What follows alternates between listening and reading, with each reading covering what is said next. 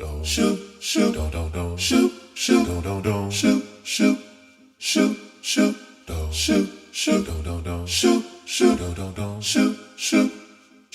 shoot, shoot.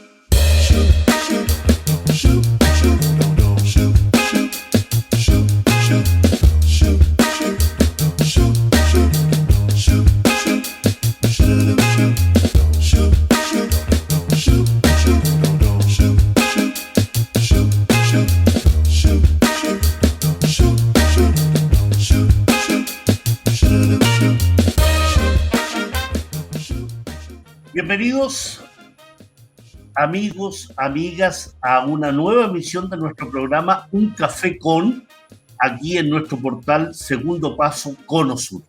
En esta ocasión con un invitado de lujo, un maestro, como lo llamo, allende la cordillera de los Andes y que ha sido un referente para toda una generación de analistas en Latinoamérica. Él es sociólogo, catedrático, escritor, analista internacional, autor de libros como América Latina en la geopolítica del imperialismo, Imperio, imperialismo, Estado, capitalismo y democracia en América Latina, El hechicero de la tribu, entre otros. El señor Atilio Borón. Buenos días, maestro, un honor tenerlo en nuestro programa, aquí en Segundo Paso, Cono Sur. Buen día, Pablo. La verdad, el honor es mío. Feliz de estar en tu programa y, bueno, pues a tus órdenes, para lo que sea. Muchas gracias, maestro. Quiero entrar de lleno en estas preguntas, en esta conversación que quiero tener con usted y darle una pincelada de algunas cosas. Perú, cambio de gobierno, una ofensiva derechista local y regional para ya sacar a Pedro Castillo. Han sacado a ministro, quieren sacar de circulación a Pedro Castillo. Nicaragua, al igual que Venezuela y Cuba, sometidos a una fuerte ofensiva en esta política de máxima presión que viene ejerciéndose ya por décadas en el caso de Cuba, incrementado con Donald Trump y que Biden no ha cambiado y no creo que cambie. Convención Constituyente en Chile, maestro Borón, se vienen elecciones. En esa pincelada, ¿cuál es la realidad política y social de nuestra América Latina? ¿Cuáles son los desafíos que usted ve? Bueno, tal como lo has planteado recién, es un continente que está en un proceso de fermentación crítica, no diría revolucionaria de ninguna manera, pero sí de planteo de demandas populares, de procesos de rectificación del rumbo, cambio de rumbo muy importante. Lo de Chile, lo de Perú, es un giro muy significativo en la política de ambos países, de manera tal que estamos en un escenario realmente en cierto sentido convulsionado, porque lo que parecía que iba a ser un largo ciclo estable de predominio de las fuerzas neoliberales y conservadoras en nuestra América, de repente se ha transformado en un territorio de disputas muy intensas, ¿verdad? Chile ha cambiado de rumbo, Chile ya no volverá a ser lo que fue antes, ¿verdad? Después de las grandes jornadas del 18 de octubre, Chile ha tomado un rumbo que se expresa en la Convención Constitucional, en cuya elección la derecha ha sufrido una derrota apabullante. Pensemos nomás que ¿quién hubiera dicho hace apenas 2 años que la democracia cristiana iba a elegir apenas 2 convencionales constituyentes de los 155 que forman el nuevo cuerpo constitucional de Chile? Nadie, era inimaginable, era una debacle, un hundimiento profundo, ¿verdad? Y en general, cuando uno mira las elecciones que ha habido de alcaldes y de gobierno, tenemos varios alcaldes o alcaldesas que son gente de izquierda, mismo en Santiago, digo, algo impensable. Entonces, los cambios en Chile es muy importantes. Los de Perú, de vuelta, cambios de una significación tremenda. ¿Quién hubiera dicho? Un maestro rural desconocido, un hombre que no solo no lo conocían en Lima, él tampoco conocía Lima. El otro día escuchaba a Héctor Béjar, ¿verdad? En una charla muy interesante que hubo, y yo le preguntaba algo de esto, me decía, bueno, Pedro es un hombre genuinamente surgido de las entrañas del Perú profundo, un hombre que no se ubica, por ejemplo, en las calles de Lima. Por supuesto, conoce Lima, Estado, pero es un ambiente extraño para él, ¿no es cierto? Y que sin ningún aparato político ni nada logró una victoria sensacional contra todas las fuerzas de la dominación oligárquica, con el peso de la embajada, con el peso de la OEA, ¿no es cierto?, que se dieron cuenta que el asunto ahí no podía replicarse lo que habían hecho en Bolivia y por lo tanto consintieron la victoria de Pedro Castillo, pero le están haciendo la vida imposible, porque el Congreso es un Congreso dominado todavía por las fuerzas del viejo régimen y van a estar haciendo toda clase de maniobras, ¿verdad?, indagaciones sobre cada uno de los ministros, de manera tal de maniatar a ese gobierno y producir prácticamente un desgaste irreversible que produzca su caída. No se va a producir, ¿verdad? Pero ese es el plan. Entonces, estamos en una América Latina realmente convulsionada, como tú dijiste, con además algunos datos promisorios. Vos decías de Nicaragua. Bueno, Nicaragua ha resistido de una manera brutal, ¿no es cierto? Se le acusa de todo, ¿verdad? Las cantidades de fake news que se han producido en relación a Nicaragua son fenomenales. Y bueno, pese a eso, el gobierno todavía está ahí, ha resistido a pie firme, porque la verdad que la oposición representa una fracción minúscula de la sociedad nicaragüense. Si representaran realmente lo que ellos dicen representar, que es la opinión mayoritaria, ya se hubiera caído el gobierno de Daniel Ortega, pero no se cae. Fíjate que le están haciendo toda una discusión enorme, una impugnación brutal, simplemente porque él aplicó una legislación que es la misma que existe en Estados Unidos. A ver, Pablo, tú y yo no podemos ir a Estados Unidos, crear una ONG y no decirle al gobierno americano quién nos financia, de dónde vienen los fondos, cómo lo vamos a aplicar, de qué manera, qué cuentas vamos a rendir ante las autoridades tributarias. Esta es la ley que tienen en Estados Unidos. Cuando la incorpora después de los grandes disturbios del 2018 Daniel Ortega, eso que en Estados Unidos es un ejemplo de transparencia administrativa, se convierte en Nicaragua en un signo de la brutal opresión de la dinastía de Ortega. Te das cuenta que estamos en ese territorio, ¿no?, tan confuso, deliberadamente confuso por los medios.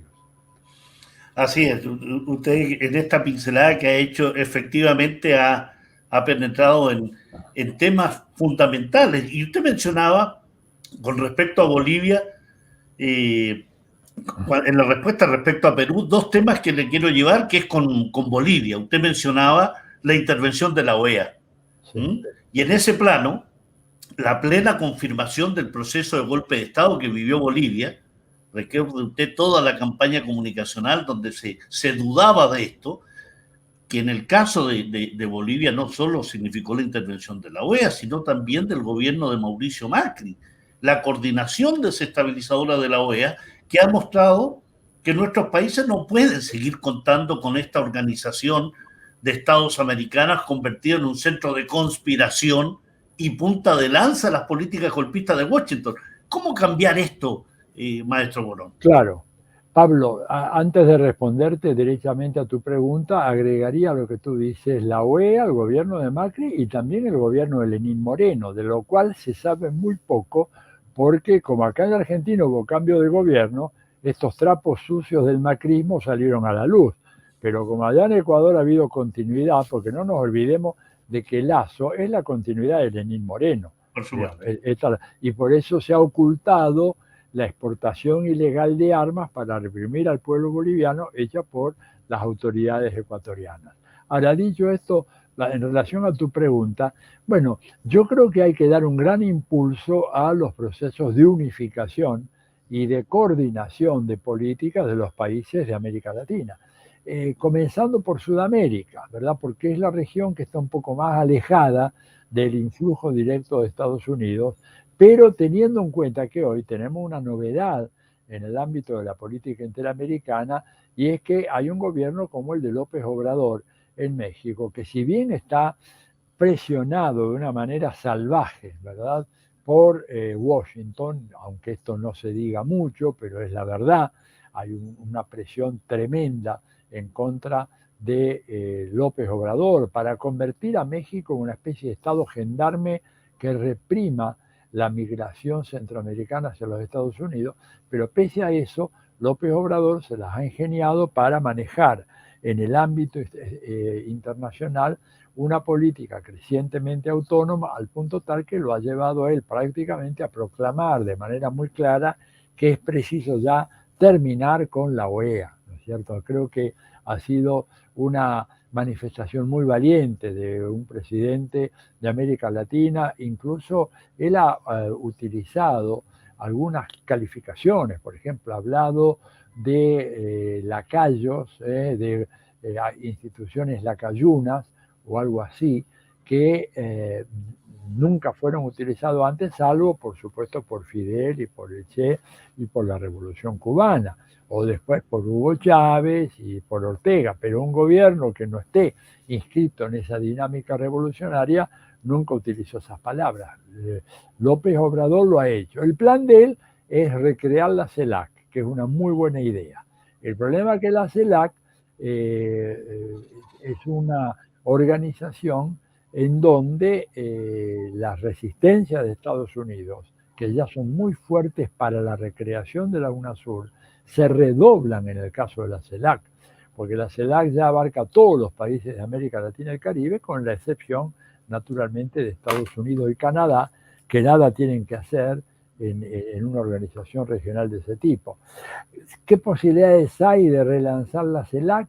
Mira, yo creo que es prematuro dar una respuesta ahora, Pablo, pero creo que si Lula gana las elecciones en Brasil en octubre del año que viene, si se cambia el gobierno y se tiene por primera vez un gobierno que no sea un narcogobierno en Colombia, algo que hace muchos años que no pasa, con el triunfo de Gustavo Petro, si se obtienen buenos resultados electorales en noviembre en Chile, que yo creo que los vamos a obtener, ¿verdad? En ese marco, y estabilizado el gobierno de Castillo, si llega a ganarse, como todo indica que se va a ganar, un referéndum que se va a hacer en Uruguay que va a poner punto final a las políticas de la calle Pou, ¿no es cierto?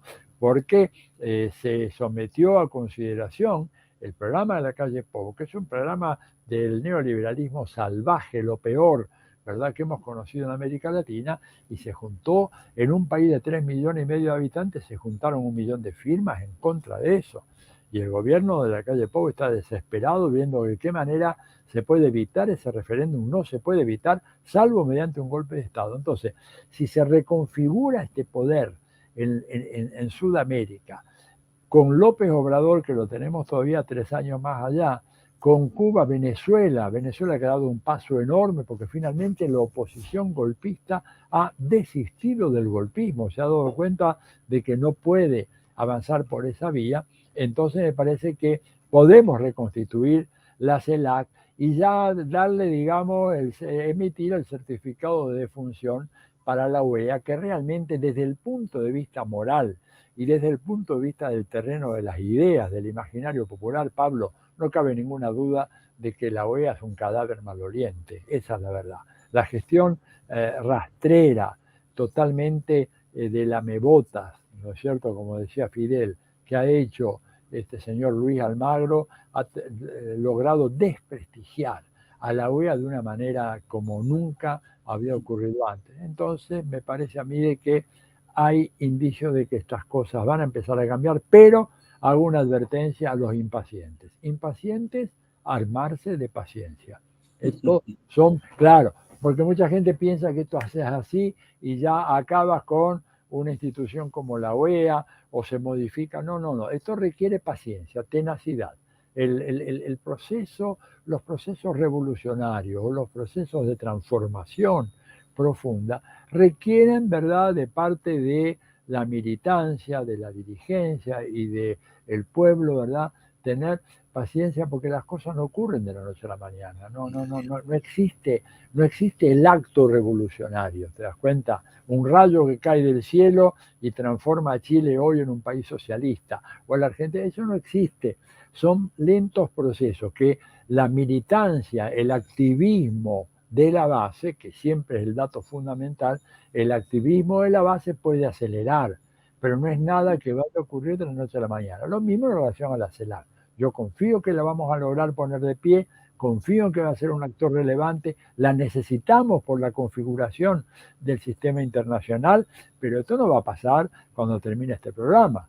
Le digo a los televidentes, a la gente que te sigue, tantos, miles que te siguen, Pablo, que tomen la cosa con calma, vamos despacio, pero vamos firme, despacio pero firme, ¿verdad? Porque el aventurerismo de pensar de regolpe que con un volantazo, y no, porque la inercia, y discúlpame si me extiendo demasiado en esto, la inercia conservadora de las sociedades latinoamericanas y del sistema interamericano y el poderío de Estados Unidos y las miles de ONGs que tiene esparcidas en toda la región son un poderoso elemento contrarrevolucionario. Agrégale a eso el dominio casi indisputado que tienen de los medios de comunicación. Agrégale la utilización del lawfare para sacar de la cancha política a Correa, a Lula, a Evo, a Jorge Glass, a Mel Zelaya. Digo, si estamos dando una batalla contra un Goliat y somos pequeños David, e inclusive David no hemos tenido la inteligencia de unificarnos y de unir fuerzas, y muchas veces lo que hemos hecho es cada cual tirar por su lado, empujar, jalar para acá o para allá, cuando tenemos que hacerlo todos de conjunto. Creo que hemos estado aprendiendo y por eso estoy optimista, pero no estoy paciente. Estamos plenamente de acuerdo, maestro Borón. O sea, tenacidad, trabajo, activismo, trabajo de base y menos voluntarismo. Así que en ese plano indudablemente estamos plenamente de acuerdo en cómo debe ser el enfoque, y esto no se trata de que de la noche a la mañana tengamos ya un cambio radical si no somos capaces de trabajar fuertemente por ello. Así es. Usted ha hecho un curso que se titula El mundo después del COVID-19, maestro Borón. Sí. ¿Cuál será ese mundo? Y dentro de ese mundo, ¿cuál debe ser y cuál es el papel del Estado, ¿no? ¿Qué le espera en ese nuevo mundo a nuestro continente? ¿Podemos enfrentar las luchas políticas y sociales de la misma forma que se ha hecho hasta ahora? No, de la misma forma no, voy por lo último. De la misma forma no, porque el mundo ha cambiado mucho. Hoy en día, a ver, las tareas de organización del campo popular siempre fueron un gran problema, porque organizar cuesta dinero, dicho así brutalmente. Es decir, tú no organizas si no tienes un peso. Si no tienes un peso no organizas nada, ni siquiera puedes organizar tu propia miseria, ¿verdad? El campo popular, para organizarse necesita recursos. A ver, si tú tienes que hacer una coordinadora nacional de movimientos urbanos, movimientos de poblaciones de Chile, y te necesitas reunir a toda esa dirigencia, bueno, el punto obvio hacerlo es en Santiago. Te tienes que traer gente desde Arica hasta Punta Arenas, traértelos a Santiago, un viaje en avión, alojarlos, etcétera, que esto ya implica un costo fenomenal para las organizaciones populares. Hoy en día, con esta tecnología que estamos utilizando, es posible avanzar, dar un salto cualitativo muy importante en materia de organización, porque hoy en día podemos establecer mecanismos de coordinación, de diálogo, de confluencia, apelando a estas nuevas tecnologías que estaban absolutamente fuera de nuestro horizonte de visibilidad antes de la pandemia. Entonces, a mí me parece que este es un elemento que es muy importante y que a la derecha le preocupa mucho. Ojo, la derecha más lúcida y en algunos casos más reaccionaria, estoy hablando de Zbigniew Brzezinski, ¿verdad? Brzezinski planteaba que el auge de la telefonía celular y de las telecomunicaciones, si bien tenía un aspecto muy positivo, él decía, para el sistema, porque facilitaba el funcionamiento de las bolsas de valores de todo el mundo en tiempo real y durante 24 horas y 7 días a la semana, pero al mismo tiempo esa tecnología facilitaba que los grupos antisistema pudieran coordinar sus acciones de manera muy eficaz. Y efectivamente eso fue lo que ocurrió.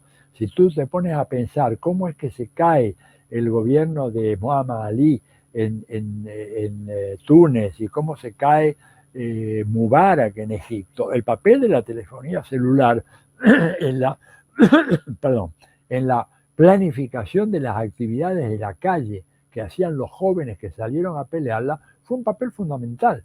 Y hoy en día lo tenemos potenciado. Entonces yo creo que, ¿cómo va a ser esta lucha? Bueno, creo que tenemos mejores posibilidades de organizarnos ahora que las que teníamos en el pasado. Primero, tenemos esta tecnología que nos ayuda. En segundo lugar, ese mundo va a ser un mundo en donde vas a tener una muy fuerte presencia del Estado, porque ya la derecha ha abandonado por completo el neoliberalismo y la idea del Estado mínimo, todo eso en la cual nunca creyó, pero antes por lo menos tenía un discurso para nosotros. Ahora, en este momento, cuando tú miras básicamente los documentos que surgieron de la reunión en Davos en enero de este año, esos documentos que hablan del capitalismo reseteado o reiniciado, cuando ellos dicen el capitalismo ha sido golpeado por la crisis y nos pasa lo que pasa con un ordenador, hay que darle un reinicio, cuando se te frisa, se te cuelga el ordenador, le das un reinicio y empieza de vuelta. Y entonces ellos hablan del gran reinicio, pero en donde el papel del Estado ocupa un papel fundamental, desempeña un rol fundamental. A diferencia de la confianza que antes tenían siempre en los mercados,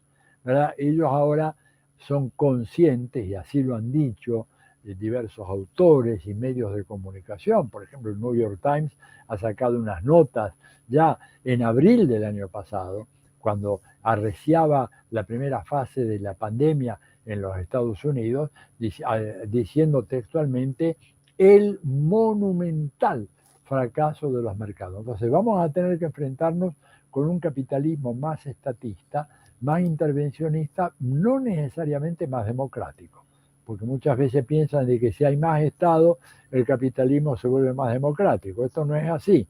Va a ser un capitalismo con perfeccionados mecanismos de regulación estatal, perfeccionados mecanismos de intervencionismo de los gobiernos en el funcionamiento de los mercados para favorecer el proceso de acumulación capitalista. Aunque ellos tienen una gran preocupación y es que les va a hacer que de alguna manera adopten una política social distinta, cosa que estás viendo en Estados Unidos, la deslegitimación del sistema capitalista en los principales países, en el corazón, en las metrópolis capitalistas más importantes, a producto del resultado de numerosas encuestas, encuestas que señalan que en la generación de menores de 30 años de edad hay una predominancia de personas que piensan de que una economía planificada y socialista funciona mejor y es preferible a una economía capitalista. Todo esto a la luz de la tremenda mortandad producida por la pandemia. Pensamos en Estados Unidos, estamos llegando ya, calculo, estamos cerca de los 700.000 muertos, ¿verdad? Entonces, una tragedia que es 10 veces superior más, 12 veces superior a los muertos en la guerra de Vietnam. Entonces, un capitalismo estatista. Y nosotros, ¿verdad?, quienes estamos en la lucha contra el capitalismo, tenemos que desarrollar una estrategia adecuada de acumulación de fuerza, porque además estamos en América Latina. Y América Latina es el coto privilegiado de interés de Estados Unidos. Estados Unidos está dispuesto a perder Afganistán, pero no está dispuesto a perder Venezuela, ni a perder Chile, ni a perder Brasil, ni a perder Cuba, nada. Están luchando a brazo partido lo que perdieron Cuba, Venezuela, Nicaragua para recuperarlo. Y lo que puede caer luchando con todas las nuevas armas. Ya no están apelando al golpe militar, apelan a tecnologías mucho más sofisticadas, ¿verdad? El golpe blando, el lawfare, el terrorismo mediático, cosas que ya habían sido ensayadas en el pasado, pero que ahora se aplican con toda fuerza. Bueno, maestro, permítame este café porque es un café con Atilio Borón. La pandemia no llegó todavía. La pandemia del COVID-19, maestro, ha desnudado las deficiencias en nuestros países, en todos los continentes, ¿eh? Sus gobiernos, el mercado, el daño que se ha ocasionado por la regulación del Estado y el reconocimiento de lo fundamental que resulta el Estado, ¿no? La realidad de esta pandemia que ha sacudido a nuestro planeta es también la constatación que ha llegado el momento de darle el golpe final al sistema, al modelo neoliberal. Mira, yo creo que el modelo neoliberal, personalmente, yo creo que la nave insignia del modelo neoliberal en América Latina era Chile. Y esa nave se hundió, claramente, sin ninguna duda. La otra nave insignia, la gran nave insignia, era Estados Unidos. Ahora, cuando tú miras la política doméstica de Biden, no la internacional, la política doméstica de Biden, el gigantesco programa de welfare que ha lanzado Biden por un valor cercano a los 3 millones de dólares. Ellos dicen 3 trillones, nosotros en castellano decimos billones. 3 millones de dólares, algo absolutamente impensado dentro de la lógica del consenso de Washington. Y además con un dato más, ¿cómo se financia eso? La gran pregunta. Bueno, Biden lo ha dicho, y estamos hablando de Biden, no estamos hablando de Bernie Sanders, ¿no es cierto? Ni Alexandria Ocasio-Cortez, estamos hablando de Biden. Biden ha dicho, tenemos que gravar de manera más fuerte a la riqueza y a los multimillonarios que tiene Estados Unidos. Es que no hay de dónde sacar el dinero. Estados Unidos, ya en este momento el gobierno federal tiene un nivel de endeudamiento que supera el Producto Bruto de Estados Unidos. Y esta es una situación tendencialmente insostenible, de manera tal de que ellos van a tratar de ver de qué manera pueden poner estos paliativos, pero han abandonado completamente el modelo neoliberal. Lo dijo con todas las letras en su discurso de los 100 días. Joe Biden dijo, a este país lo hicieron grande las clases medias, y eso fue posible porque la clase obrera, los trabajadores podían organizarse, y por eso dijo, voy a enviar un proyecto, una nueva legislación para favorecer la organización sindical, porque de esa manera se fortalecen las clases medias. Y dijo algo más, a este país no lo construyó Wall Street. No es cierto eso que se dijo, ¿verdad?, del efecto derrame y todo lo demás. Por lo tanto, Pablo, el neoliberalismo ya está liquidado. Lo que no está liquidado es el capitalismo. Ahí nuestro amigo Slavoj Žižek se equivocó cuando dijo que la pandemia liquidaría con un golpe a lo Kill Bill al capitalismo. No, digo, el capitalismo, como decía Lenin, solo cae si hay una coalición de fuerzas sociales suficientemente robustas como para hacerlo caer.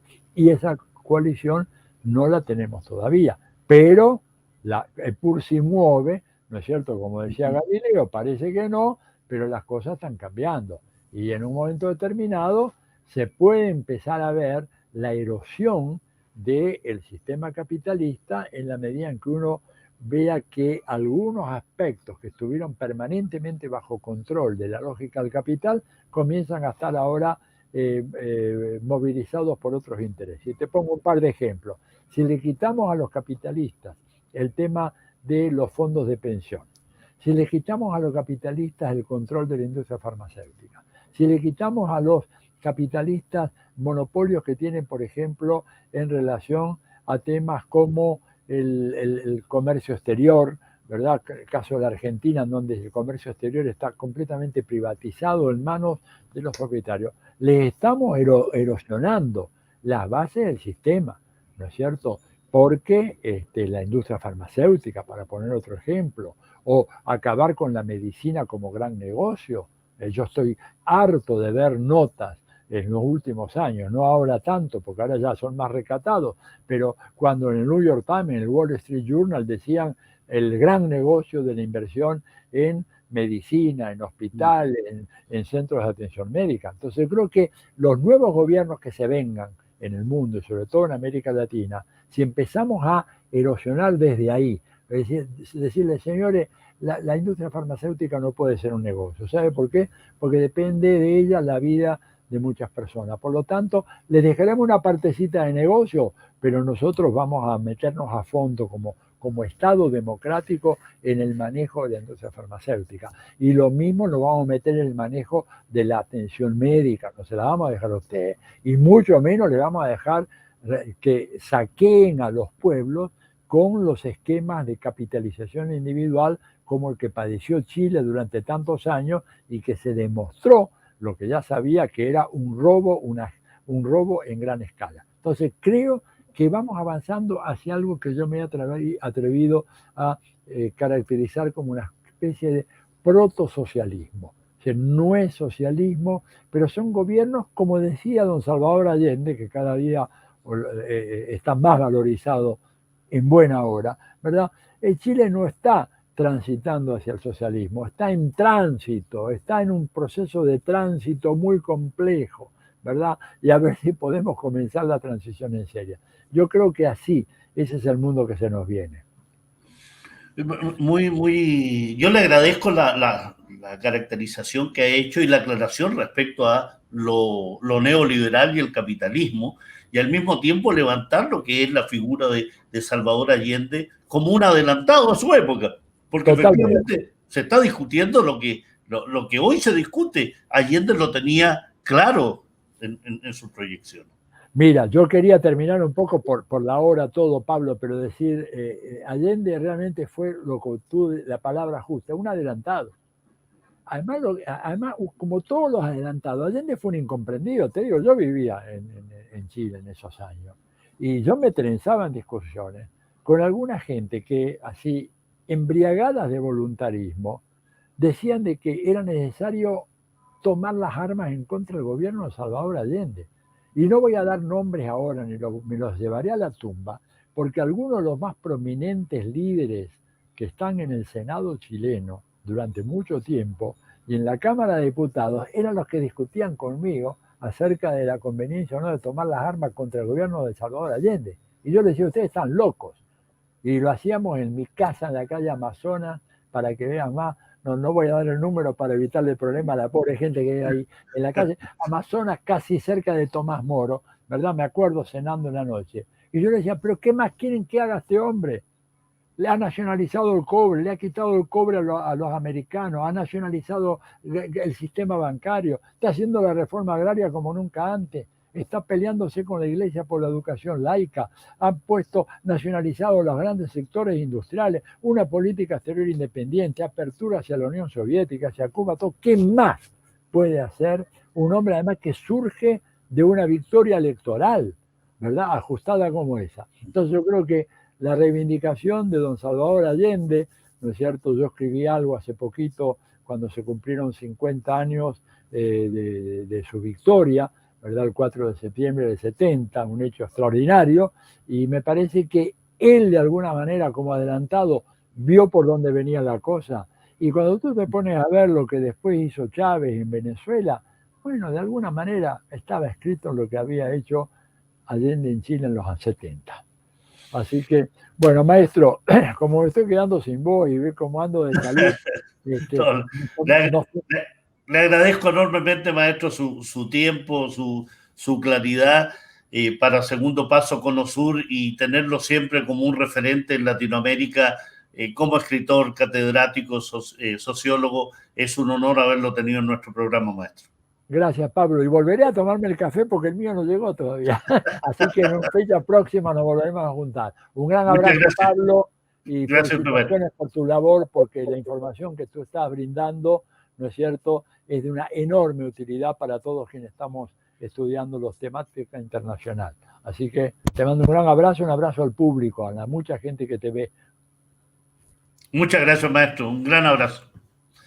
Bueno, ha sido maestro Atilio Borón, argentino, escritor, sociólogo, catedrático, un referente, como decía hace breve instante, del análisis latinoamericano y mundial. Transitamos por diversos temas en estos breves minutos, pero sin duda la claridad de sus planteamientos nos permite también tener una orientación respecto a cómo discutir cómo llevar a cabo las discusiones que son atingentes a lo que está aconteciendo en nuestra América Latina. Será hasta una próxima emisión, aquí en Segundo Paso Cono Sur y un café con, en este caso, Atilio Borón. Nos vemos en una próxima emisión.